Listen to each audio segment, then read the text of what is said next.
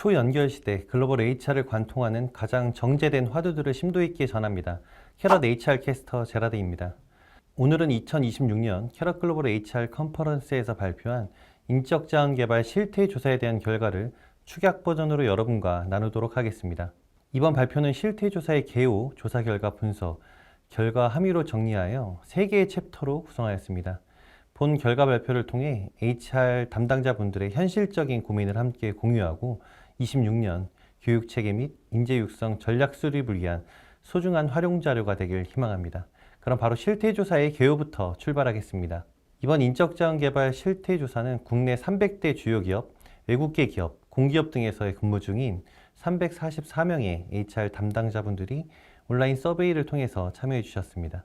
설문응답 참여사 분포를 살펴보면 민간 부분의 응답 비율은 89%, 공공 부분은 11%로 확인됩니다. 민간 부분의 업종별 구성을 살펴볼 때 유통, 식품, 패션, 자동차, 철강, 조선, 그리고 전자, 반도체, 통신 분야에서의 응답 비율이 높게 확인되었습니다. 다음으로 설문에 참여한 기업들의 조직 규모를 살펴보았는데요. 1000명 이상의 조직 규모를 갖고 있는 조직이 70%로 확인되고 있습니다. 그럼 본격적으로 이번 실태조사 분석 결과를 공유 드릴 텐데 총 5개의 항목으로 분석을 실시하였습니다. 첫 번째, 전사 글로벌 역량 교육 현황 및 전략에 대한 내용입니다. 먼저 기업의 지속 가능성을 높이기 위한 HRD의 우선 과제에 대해 물었습니다. 이에 대한 응답으로 핵심 인재 관리 및 유지, 경력 개발, 그리고 AI 기술 변화 대응 강화가 핵심 과제로 확인되었습니다. 다음은 교육 수요 발굴 방식에 대해 확인을 해봤는데요. 직무 기반의 HR 기획과 제안이 52%로 가장 높은 비중을 차지하고 있고, 다음으로 현업 요청 기반, 성과 평가 기반으로 교육 수요를 발굴하고 있음을 확인할 수 있었습니다. 다음은 아마도 타사 사례가 가장 궁금한 분야일 수 있을 것 같은데요. AI 인재 양성 전략을 어느 수준으로 수립하고 있는지, 또 전략 수립 방식은 무엇이고, 대상자 선정은 어떤 기준으로 하는지, 그리고 교육을 진행해 보니 어떠한 개선점이 도출되었는지를 차례로 확인해 보겠습니다. 먼저 AI 인재 양성 전략을 수립하고 있느냐는 질문에는 85%가 그 중요성을 인지하고 전략을 수립하고 있음을 확인할 수가 있었습니다. 전략 수립 방식에 있어서는 전사 DT AI 전략에 얼라인을 맞춰 세부 전략을 수립하고 있다.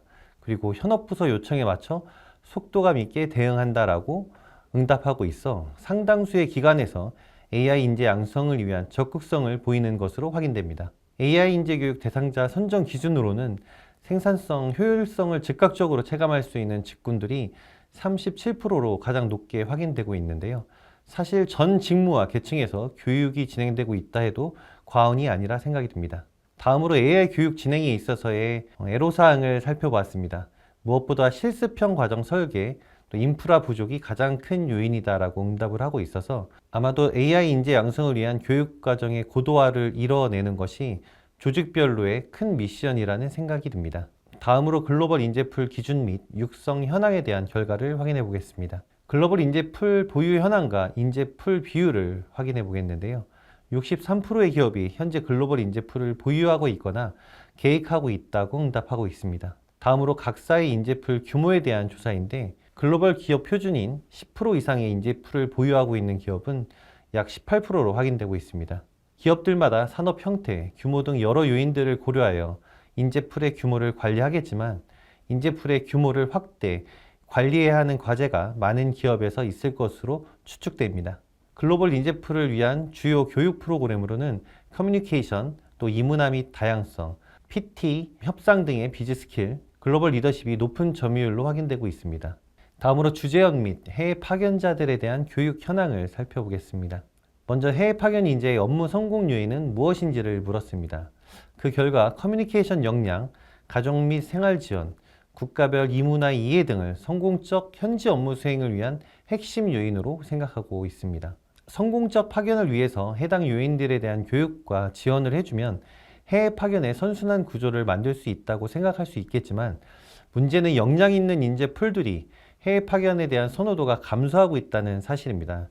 과연 어떠한 이유 때문인지 작년에 이어 올해도 한번 확인을 해봤습니다. 그 이유로 첫 번째는 자녀 교육 등에 대한 가족 문제, 다음으로는 경력 개발, 구체적으로는 귀 의무에 대한 포지션 불안을 파견 전부터 걱정하고 있다고 나타나고 있습니다. 특별히 가족 공동체가 새로운 환경에 적응을 잘 해낼 수 있을지에 대한 고민이 유사한 수준이지만 경력 개발의 염려보다 크게 자리 잡고 있음을 확인할 수가 있습니다. 그런 파견 선호도 감소에 대한 HR의 대응 방안이 무엇인지 살펴보겠습니다.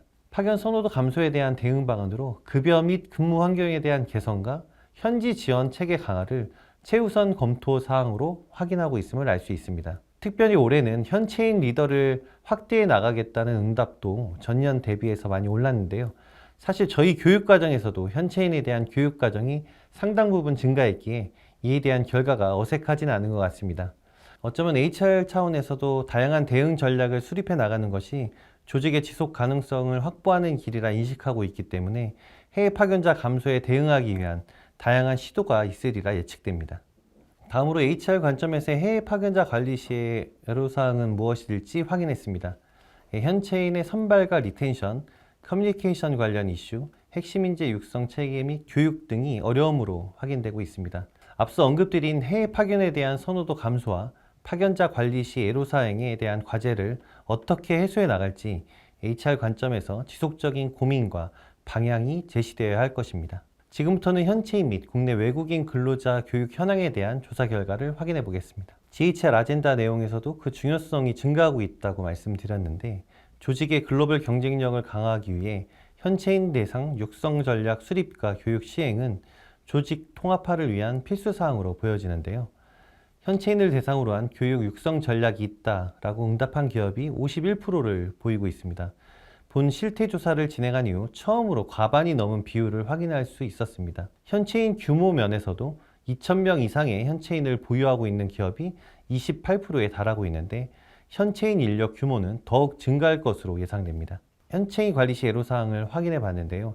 1순위 요인은 현채인의 선발과 리텐션으로 확인되고 있고 다음으로 커뮤니케이션 관련 이슈 순으로 나타나고 있습니다.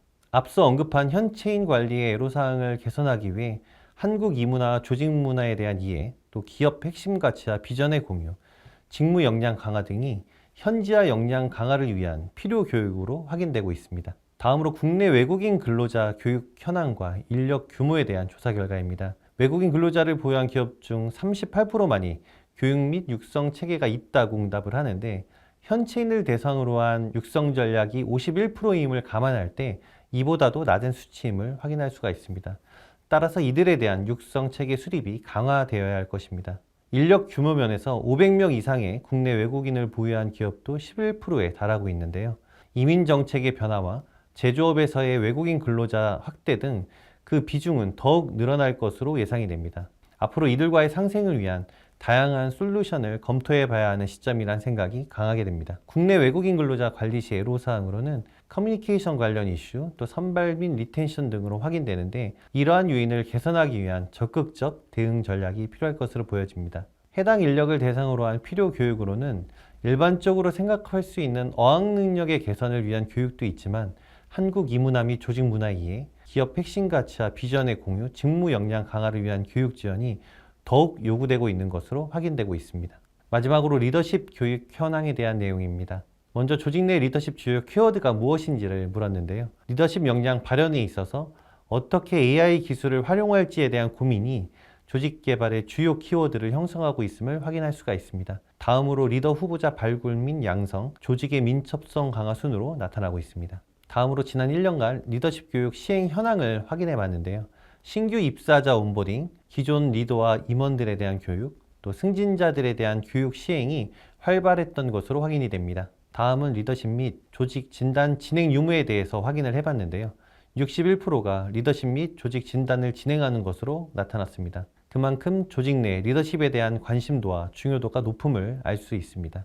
리더십 향상을 위한 지원 방법으로는 진단 기반 교육, 외부 전문가를 활용한 리더십 워크샵, 사내 강사를 활용한 워크샵 등이 활발히 진행되는 것으로 확인되었습니다. 마지막으로 리더십 교육 진행 시 애로사항을 확인해 봤습니다. 효과적이고 실질적인 리더십 교육을 위한 자사 맞춤화에 대한 고민이 가장 큰 것으로 확인되었고, 이어서 신규 컨텐츠의 발굴, 또 역량 있는 강사 확보 등이 주요 사항으로 확인되었습니다. 본 발표의 마지막 챕터로 인적 자원 개발 실태 조사의 함의입니다.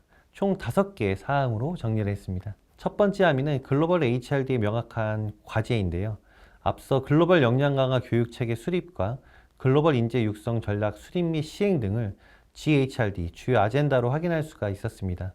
글로벌 경쟁력 확보를 위한, 조직의 생존을 위한 자사에 맞는 통합적이고 체계적인 육성 전략이 반드시 필요하고 강화되어야 할 것입니다. 두 번째는 AI 역량의 압도적, 전면적 강화를 예측할 수가 있습니다. 생각보다 훨씬 빠른 속도로 조직들은 AI 인재 양성을 위한 전략 수립과 과정 설계를 통한 교육을 내실 있게 진행해 나가고 있는 만큼 AI 기반의 리더십 역량 개발을 포함한 여러 직무로의 테스트를 빠르게 진행해 봐야 하지 않을까 생각이 듭니다. 세 번째로 주재원 및 해외 파견자에 대한 육성 및 지원 방식의 다변화입니다. 여전히 해외 파견의 성공 요인은 글로벌 커뮤니케이션 스킬로 파악되고 있지만 이들을 육성, 선발함에 있어서 고려돼야 할 요인들이 증가하고 있습니다. 특별히 가족 공동체에 대한 교육 및 지원 체계를 특색 있게 가져갈 수 있다면 해외 파견에 대한 조직 내 인식 변화에도 영향이 있지 않을까 생각해 봅니다. 넷째, 이제는 현채인과 국내 외국인 근로자를 빼고 조직의 경쟁력을 논할 수 없는 시대입니다. 현채인 리더의 확대 전략은 더욱 부각될 것이고 국내 외국인 근로자를 대상으로 한 교육, 육성 체계 역시 강화될 것으로 보여집니다. 다양한 구성원들과의 상생을 위한 자사만의 교육, 육성 전략이 더욱 요구될 것입니다. 마지막으로 압도적 기술력이 사회와 산업에 큰 변화를 불러일으키는 지금 조직은 더 다양한 구성원들이 모여지면서 더욱 복잡하고 비구조화된 문제에 직면하게 될 것입니다. 이를 해결하기 위한 더욱 효과적이고 실질적인 리더십 교육이 필요하다는 현장의 강력한 목소리들을 확인할 수가 있었습니다. 따라서 이를 해결하기 위한 리더십 교육의 자사 맞춤화 경향과 현장 중심 신규 컨텐츠 발굴은 더욱 가속될 것으로 예상됩니다. 네, 짧은 시간이지만 2025 인적자원 개발 실태조사의 분석과 함의까지 정리를 하였습니다. 본 실태조사의 결과 발표가 리더십과 글로벌 인재 육성에 대한 방향을 모색하고 26년을 준비하는 HR더 분들에게 작게나마 도움이 되길 진심으로 바라겠습니다. 감사합니다.